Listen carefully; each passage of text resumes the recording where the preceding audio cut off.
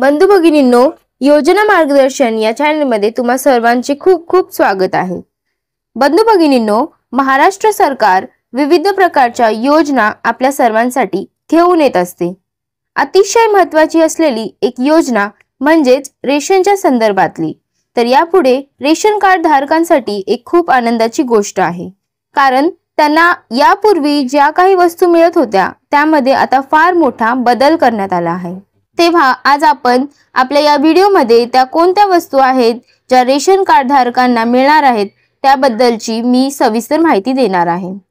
तेव्हा आपणास जर व्हिडिओ आवडला तर व्हिडिओला लाईक करा, शेअर करा, कमेंट्स करा आणि अजूनही जर आपण आपले योजना मार्गदर्शन या चॅनलला सबस्क्राइब केलं नसेल तर कृपया चॅनलला नक्की सबस्क्राइब करा। तर रेशन दुकानातील मोफत तांदूळ बंद करून त्याऐवजी कोणत्या नऊ वस्तू मिळणार आहेत ते आपण पाहूया।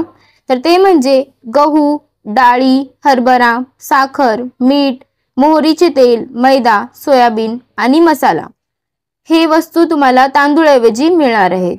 तर बंधू भगिनींनो, अशाच प्रकारच्या महत्त्वपूर्ण व्हिडिओंसाठी योजना मार्गदर्शन या चॅनलला नक्की सबस्क्राइब करा। धन्यवाद।